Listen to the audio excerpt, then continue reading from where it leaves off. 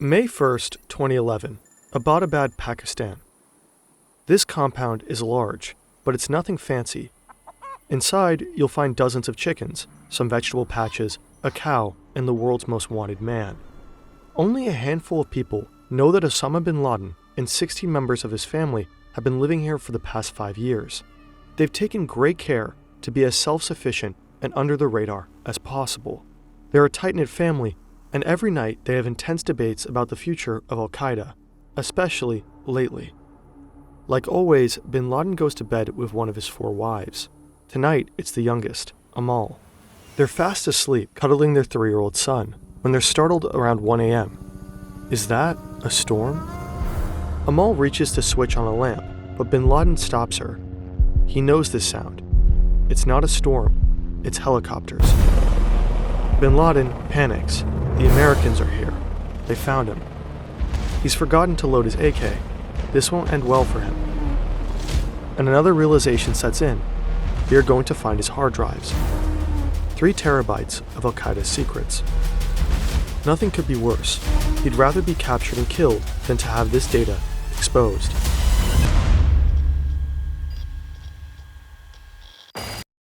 Before we begin, for more background, we would like to recommend these fantastic short docs by our colleague and friend Neo on how bin Laden was found.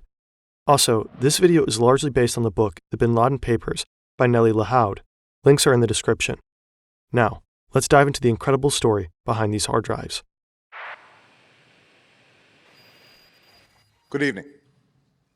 Tonight, I can report to the American people and to the world that the United States has conducted an operation that killed Osama bin Laden, the leader of al-Qaeda. When the U.S. Navy SEALs raided Abbottabad to capture bin Laden, they were supposed to stay for only 30 minutes or less. Most successful missions take no longer, and any delay would amplify the danger. But when they spot, quote, a shit ton of computers in the compound, the potential intelligence value is too tempting. They deviate from the plan to return ASAP. They gather up the electronics and deliver them to the CIA. Sifting through the files is a gargantuan task. Every Arabic-speaking linguist in the intelligence community is on the job. There's lots of normal stuff you might find on just about anyone's computer. Home videos, news clippings, memes. Excessive amounts of pornography. Then there is the expected terrorist content, al-Qaeda propaganda, and so on. But that's not the interesting part. On these hard drives, U.S. intelligence discovers a treasure trove of letters. The bulk of al-Qaeda's communications were typed or handwritten, then transmitted by couriers on a SIM card. For security reasons, bin Laden did not have internet access the whole time he was in hiding. The letters were exchanged through what al-Qaeda called a closed circle. A courier moved between 2 intermediaries, one on bin Laden's side and one on the side of his trusted associate in North Waziristan, a mountainous part of Pakistan bordering Afghanistan. Security measures were so stringent that the courier did not know about the letters he was transmitting, and bin Laden never met him or knew who he actually was. Using couriers was cumbersome and dangerous, but it worked. For 10 years, bin Laden successfully remained hidden, and the world was in the dark when it came to al-Qaeda. Until, of course.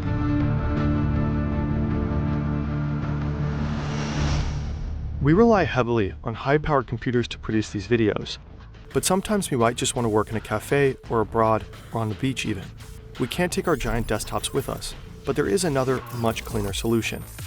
AnyDesk is a lightning-fast, secure, and reliable access software for seamless remote work and file sharing. It's free for personal use and supports remote video editing, 3D printing, CMS monitoring, and much more. It's easy to use for even the least tech-savvy, but powerful enough for advanced use like remote server maintenance. The clean interface makes AnyDesk a breeze for anyone to use. It's available for all platforms, from your laptop to your phone, all the way to your grandmother's Windows XP machine. If you're looking to collaborate remotely and need something fast and flexible, check it out at anydesk.com/fern. We really do use AnyDesk regularly and can highly recommend it. Upon discovery of the hard drives, the CIA got straight to work extracting the immediate intelligence gains. What they found, they acted upon quickly. For example, the files helped them locate al-Qaeda's chief operations officer in Pakistan's tribal regions. They killed him by a drone strike within 4 months of the Abbottabad raid. Al-Qaeda's top legal scholar was found and killed shortly after. But after these quick results, many of Al-Qaeda's secrets remained buried on these hard drives, coded in the countless letters. It would take years to grasp the content of all these communications, and help came from outside the CIA. And what I wanted to do was actually to chronicle Al-Qaeda's history post 9/11. And I wanted to do it through the letters. Not through secondary sources, but through the letters. This is Dr. Nellie Lahoud. She studies the evolving ideologies of Al-Qaeda and ISIS, and she led a team that analyzed and contextualized the contents of bin Laden's papers. The declassification process began in 2012, and by 2017, the declassified files were massive. At one point, I came to realize this is where I was going to find Al-Qaeda's internal communications. And these were about 97,000 files. I was fortunate that I was able to have the support of 2 research assistants who were native Arabic speakers like me. Lahoud and her assistants looked at all nearly 100,000 documents, and what they uncovered is astonishing. The letters reveal bin Laden's character and Al-Qaeda's inner workings. They lay bare bin Laden's future plans and deepest fears. They help map out the global jihadi landscape, and they offer a definitive account of Al-Qaeda's post 9/11 history, which up until then was deeply misunderstood.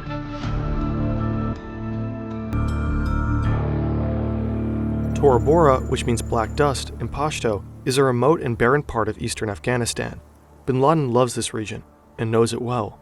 It held a special place in bin Laden's heart since the 1980s, when he made a pilgrimage from Saudi Arabia to assist the Afghan Mujahideen in the holy cause of fighting the Soviets.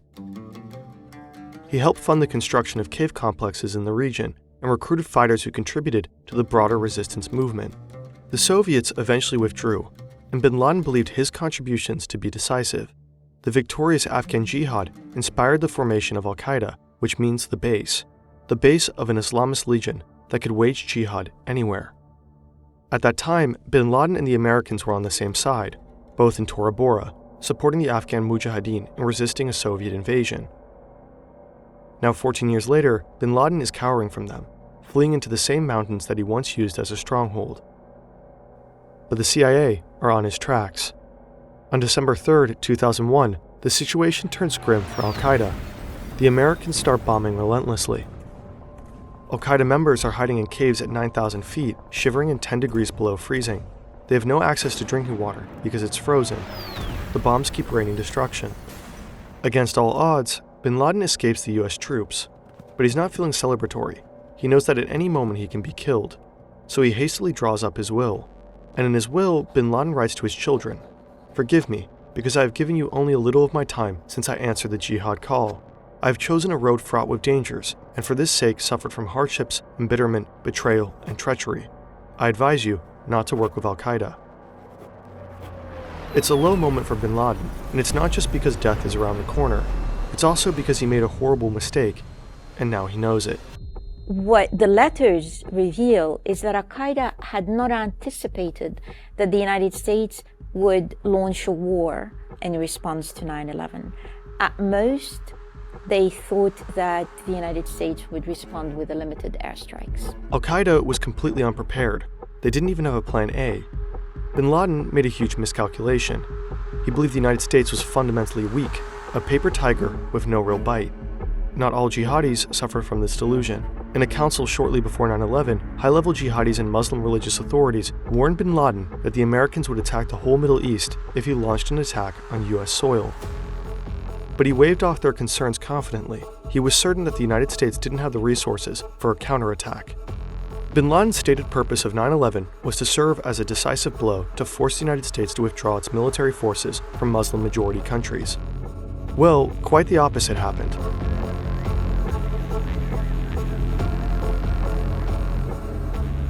Now bin Laden had no choice but to acknowledge the true power of his sworn enemy.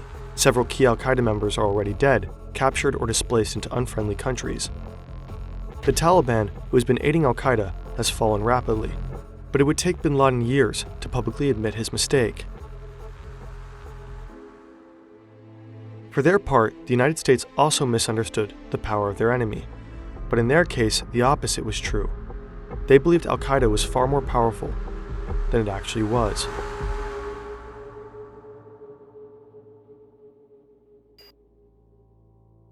Up until bin Laden's death, al-Qaeda was widely perceived to be the major player in the global jihadi landscape. 9/11 shocked the world, and it was assumed that only a very powerful network could harm the world's greatest superpower in such a devastating manner. Most people believed al-Qaeda was still pulling the strings when it came to other Islamist terrorism. The Madrid and London bombings of 2004 and 2005 were falsely reported to have been orchestrated by the group. And for a while, bin Laden fed that narrative, publicly cheering on jihadis and allowing people to believe that he was calling the shots. Al-Qaeda continued to release public statements, which allowed them to project strength that they did not have. They fed the illusion that the jihadi landscape was a united front. But the papers show that the post-9/11 reality looked quite different.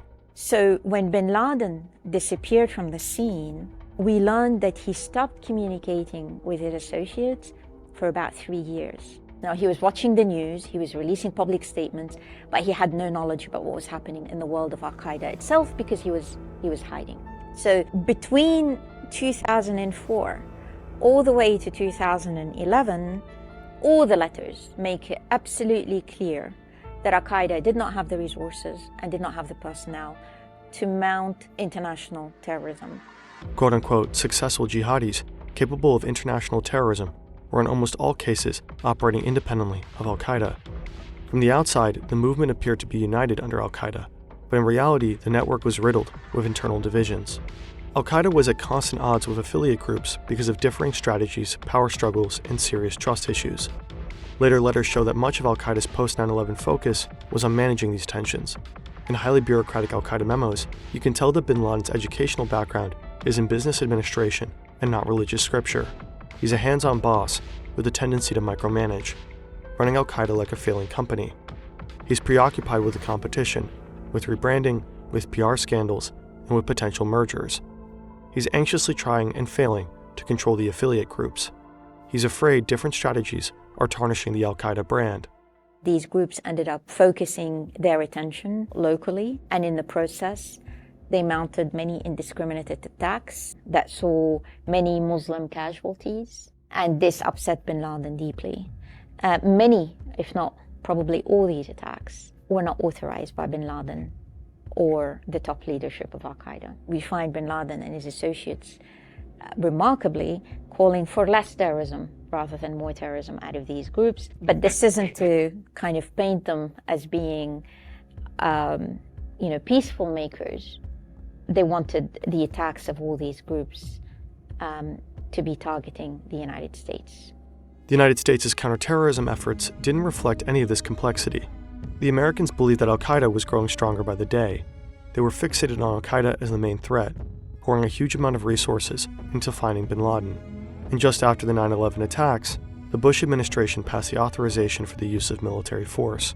This legislation allowed military force to be used against anyone considered to be associated with the attacks, without requiring explicit approval from Congress. If a jihadist could reasonably be linked with al-Qaeda, then military activities in the region could be pursued more swiftly. Meanwhile, other, more threatening jihadi groups were growing in strength, outside the purview of the Americans' enormous military resources. As a result, in 2014, al-Qaeda was overtaken by a rival jihadist group. A group that was formerly an offshoot, they had broken away, largely due to strategic disagreements.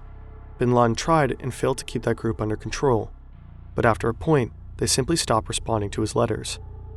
That group is now known as ISIS. The letters reveal another fascinating delusion of bin Laden, which helps explain why he was ultimately captured.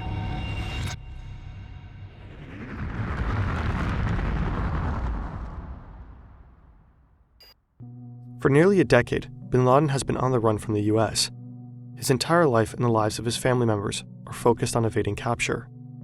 It pains bin Laden that his family is stuck in hiding.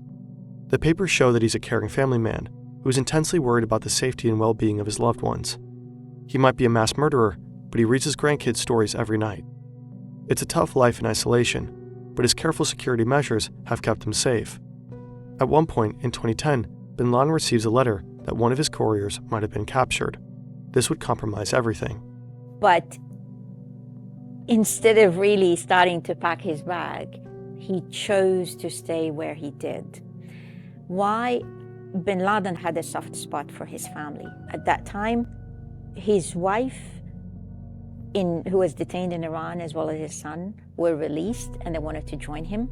So bin Laden's role as a kindly patriarch may have been the reason for his ultimate downfall. He was too wrapped up in his family matters to give the courier threat his full attention. But there was another reason, something completely unexpected. A world historical event. Not he nor the world at large saw it coming. Suddenly, bin Laden's obsession with security took a backseat role because his attention shifted. In December 2010, a wave of uprising thunders throughout the Arab world. People are fed up with corruption, poverty, and authoritarianism. The Arab Spring sends shockwaves through the Middle East and the rest of the world. The initially peaceful protests turn deadly.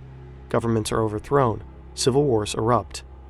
At first, bin Laden is overjoyed that people are demanding the removal of corrupt dictators, which he and other jihadists have been advocating for years. Bin Laden sees a power vacuum, and he plans to fill it. He's long wanted to instigate regime changes in the Arab world. After all, that was the whole point of September 11.